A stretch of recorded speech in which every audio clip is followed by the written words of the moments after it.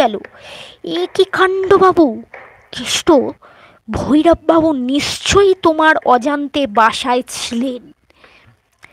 বেরিয়ে গিয়েছেন তিনি, তাহলে তিনি সাড়া দিলেন না কেন? সেটা তার খুশি। তাহলে আরেকটা কথা বলি শুনুন। ভৈরববাবুর খাবার আগে রোজ হোটেল থেকে জানতো।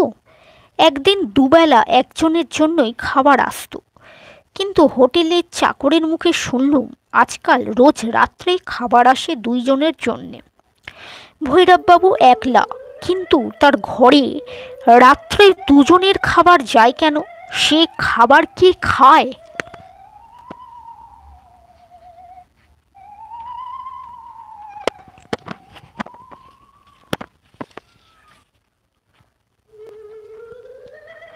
ভৈরববাবু।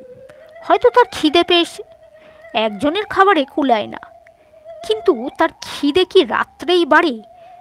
সকালে তো দুজনের খাবার আসে না, রাতে তো তার এমন রাক্ষসে খিদে ছিল না। হঠাৎ তার রাতের খিদেই বা পারল কেন?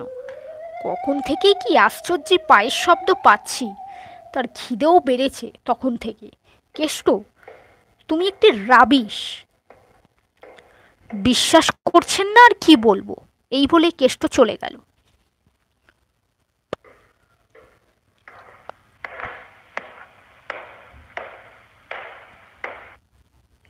দিলীপ অবাক হয়ে ভাবতে লাগলো, ভৈরব যখন ঘরে থাকে না, তখন কে সেখানে চলাফেরা করতে পারে? ভৈরব কি তার ঘরের ভিতরে অন্য কোনো লোককে লুকিয়ে রেখেছে? সে কে? আর লুকিয়েই বা থাকবে কেন? আজ কেষ্ট যে এই দুইজনের খাবারের কথা বললে, সেটাই বা কি ব্যাপার? যদি ধরি ভৈরবের ঘরে কেউ লুকিয়ে আছে আর দুজনের খাবার আসে সেই জন্যই, তাহলে রোজ সকালেও দুজনেরই খাবার আসে না কেন? সকালে কি সে উপোস করে থাকে? এইসবই যে ধাঁধার মতন গোলমেলে কাণ্ড। কেষ্টকে ঠাট্টা করে উড়িয়ে দিলুম বটে, কিন্তু আমাকেও যে ভাবিয়ে তুললে।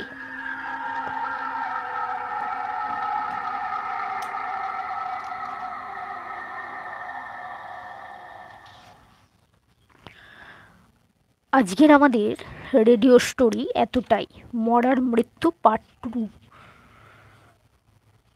কেন দুজনের খাবার আসে কেন? আপনি আমরা দুজনেই কিন্তু এর উত্তরটা পেলাম না। কেন আসে বলুন তো? সত্যি কি কোনো লোক, না অন্য কিছু? সেটা আমরা জানবো আমাদের আগামী পর্বে। আজকের আমাদের রেডিও স্টোরি এতটাই থাক।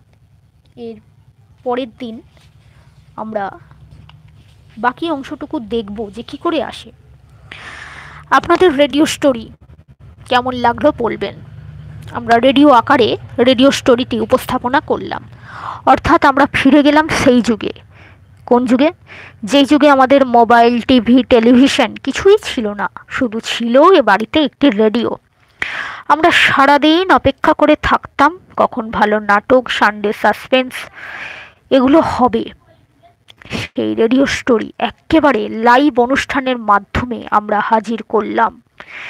এখানে শুধুই সাসপেন্স, কানে একটি হেডফোন অথবা ব্লুটুথ। আমরা খাওয়া দাওয়ার পর আমরা সবার সাথে বসে শুনতেই পারি আমাদের রেডিও স্টোরি। আজকের স্টোরিটি আপনাদের ভালো লেগে থাকলে আমাদের এই চ্যানেলটিকে সাবস্ক্রাইব করে দেবেন এবং আপনাদের পরিচিতজনদের শেয়ার করে দেবেন।